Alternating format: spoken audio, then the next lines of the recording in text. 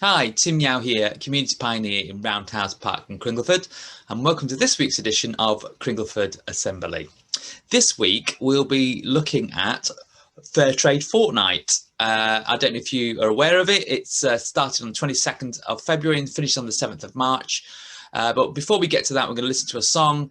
It's called One Love, originally by Bob Marley, but it's a cover version by the J Train Productions. That's coming up right now. Hope you enjoy it. One love, one heart, let's get together and feel alright. Hear the children crying. One love, Hear the children crying. one heart, give thanks and praise to the Lord, and I will feel alright. Let's get together and feel alright. That was One Love by J Train Productions. It was 11 artists from 6 different countries, and they were singing about that one love. Now, obviously, when Bob Marley and the Wailers originally sang it in 1977, it was very much linked with kind of issues around race and acceptance. But that, that conversation hasn't changed. But there was that lining there about see the children crying, and the fact is that that sense of injustice still goes on today. We see that in our own country at times, but in a global sense, we are a global community. We feel connected all around the world. You and I know that we can pop down to the supermarket and buy things that have been transported from kind of the far reaches of the earth, and we can enjoy the fruits of the world. But at what cost? At what cost do those things come? Now, I'm someone who's got young kids. I've got 3 children. And how often during lockdown have I heard the phrase, it's not fair, it's not fair. We've been living in close proximity with each other for extended periods. And many of you maybe would relate to that, whether you share a house with adults or with little people. The fact is, sometimes when we're trying to share the resources that we have in a house, sometimes it doesn't feel fair because someone took the last biscuit or took the last drink out the fridge or whatever it is. There is an innate sense within us of something that is fair, a sense of fairness. Now, when we look at the world as a whole, we know that it is not fair. We can live in a fairly settled nation. We're wealthy in the grand scheme of things. I know many of us might have suffered during the pandemic from job loss and a lack of money coming into the household. But when you compare it to the rest of the world, you were relatively well off. And the fact is that is not fair.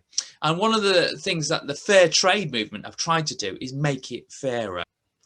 Fair trade is about better prices, decent working conditions, local sustainability, and a fair trade for the farmers working in the developing world. A fair price, making sure more of that money that we spend goes to the farmers who produce it.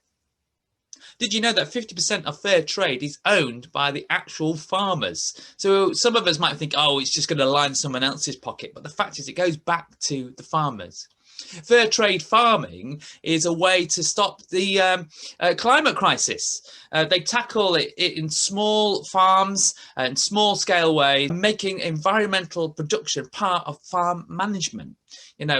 That might not seem a bit piecemeal, but if you upscale that, and if all these small farmers started to do this, it makes a huge amount of difference.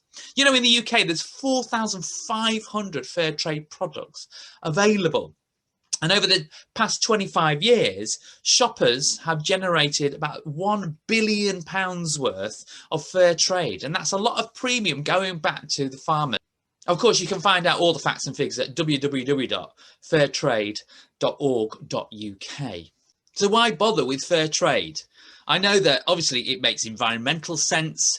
It's fair on the poorest of poor. But, myself, let's be real about it. Sometimes I like a bargain. I like to go out and you want the most bang for my buck. So I go out and get the bargains. And fair trade things are often more expensive. You know, you pick up your bananas, do you go for the cheap ones or the fair trade ones? And, you know, maybe sometimes you think, oh, just save a few pence. But think about it, the world as if it was your own family. If your kids were being hit by the fact that other people were, the way that their spending habits, the things that they were doing was affecting your children, you'd want to do something about it, wouldn't it? You know, and like that Bob Marley song at the beginning, you know, we are one love, we're one world, and actually the things that we do in little ways, you know, you think, oh, just a few pence here, it's not going to make a difference. But you upscale that for us as shoppers, it can make a massive difference in the developing world. You know, there's a challenge to us. Do we take the hit in our pockets for those few pence? And it's not the same as giving to charity where we can kind of throw it in a bucket and feel good about ourselves. Actually, we can feel that this is something we do every day, week in, week out, to make a difference in this world. You know, Jesus said, when he, of his own work and his own job within this world, he said, the Spirit of the Lord is upon me because he has chosen me to bring good news to the poor. Good news to the poor. You know, we might never get to go to the developing world. We may never get to meet the farmers who create the cotton or the fruit or the chocolate or the coffee or whatever it is. But we too could be part of that good news story for one love, one world. The challenge to all of us is, are we willing to take that little hit every week when we do our shopping to help the people in the world who most need it? If it was your family, you'd want to make a difference. Let's make a difference together this Fairtrade fortnight. Well, that's it for this week. It's Tim Yao here. And if I don't see you soon, I'll see you next time. Bye.